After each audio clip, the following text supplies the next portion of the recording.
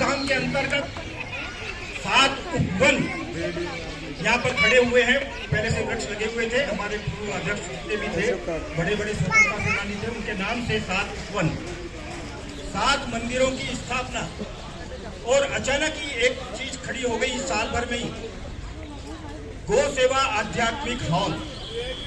इसका भी हमने पंडित जी से ना कोई उद्घाटन करवाया या पंडित जी से कोई मुहूर्त निकलवाया, अचानक हो गया।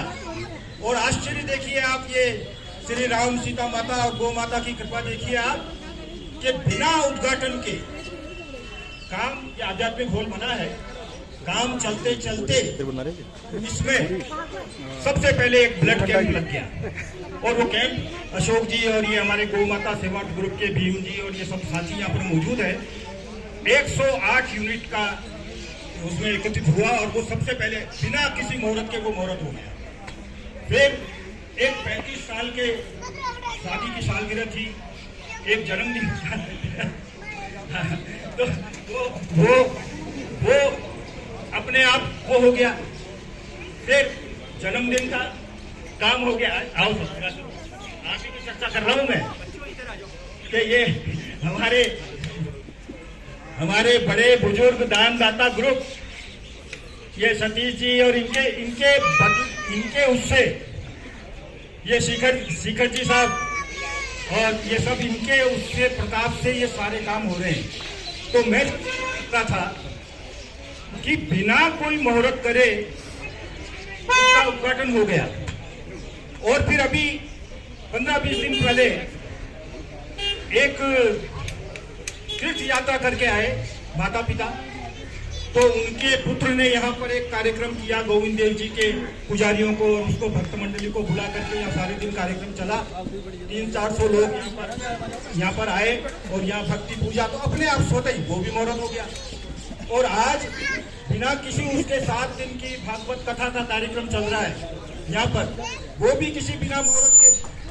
तो मेरा कहने का मतलब ये है कि हम लोग कर्म करते हैं, लेकिन अगर ईश्वर कोई मुहूर्त निकालता है तो उससे बड़ा कोई मुहूर्त नहीं हो सकता।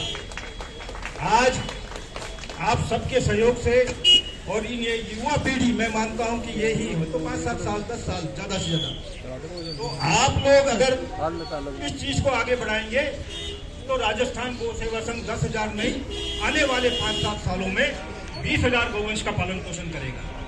और जो वृक्षों की आवश्यकता है, ऑक्सीजन की आवश्यकता है, तो 10,000 15,000 वृक्ष यहाँ नहीं, मैं सारी और जगह की बात कर रहा हूँ, हमारी सभी गौशालाओं में मिला करके तो 20,000 वृक्ष हम लोग लगा पाएंगे। मेरे को उम्मीद है कि हमारे साथ में श्री राम सीता और गौ माता हमारे साथ है तो निश्चित हम कर पाएंगे। तो ये तो बात मैंने, क्योंकि हमारे सामने जिनके पास धन है, पूंजी है, ये युवा पीढ़ी यहाँ पर आ गई आज, तो इनके पास जो सामर्थ्य है और जो इनको करना है, जो महात्मा गांधी, नेहरू जी से लेकर के आज तक की जो स्थिति जो बनी है उसको कैसे आगे बढ़ाना है, तो ये सब इनका काम है।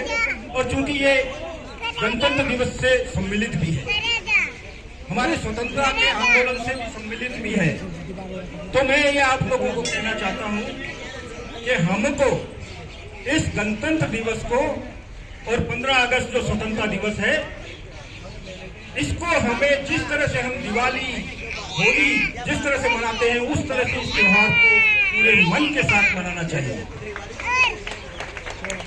तो आज आप सब ये पधारे, और चूंकि गणतंत्र दिवस का मतलब ये होता है कि हम राष्ट्र का विकास कैसे करें।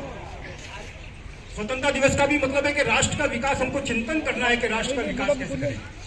तो राष्ट्र का विकास सिर्फ जय जयकारे से, या हम ये कह दें कि हम पाकिस्तान को गिरा देंगे, चीन को हरा देंगे, अमेरिका से आगे निकल जाएंगे, इससे तो नहीं होगा। राष्ट्र का विकास जो है, सबसे पहले हम परिवार का ईमानदारी के साथ विकास करें। परिवार, हमारे परिवार में कैसे बच्चा पढ़े, कैसे डॉक्टर बने, कैसे इंजीनियर बने, कैसे एक अच्छा किसान बने, कैसे एक अच्छा गौपालक बने कि 50-100 गायों को रख करके और लोगों को शुद्ध दूध पिला रहा है। तो कैसे हम परिवार का विकास करेंगे और तो हमारे गांव का विकास होगा, परिवार का विकास होगा, तो हमारे मोहल्ले कस्बे का विकास होगा, और मोहल्ले कस्बे का विकास जब होगा, परिवार का विकास होगा, तो जयपुर का विकास होगा, और जयपुर का विकास होगा तो पूरे भारत का विकास होगा। तो इसलिए मैं आपसे कहना चाहता हूं कि गणतंत्र दिवस का सही अर्थ यह है कि हम ईमानदारी से विकास करें, हम आपसी लड़ाई झगड़े, आपसी जाति पाति धर्म का भेद छोड़ के सिर्फ ये सोचे कि हम सब भारतीय हैं और सब भारतीय हैं और हमको विकास करना है। अगर हम लड़ेंगे झगड़ेंगे तो कभी भी विकास नहीं कर सकते। घर में परिवार में होता है, आपस में भाई लड़ते हैं, उनकी छोटी सी दुकान होती है, दुकान का बंटवारा हो जाता है और फिर वो नौकरियां करने लगते हैं। तो हमको अपने परिवार को बनाना है, बढ़ाना है, और आज गणतंत्र दिवस के दिन हमको ये सोचना है कि हमको नौकरी नहीं, नौकरी देने का काम करना है।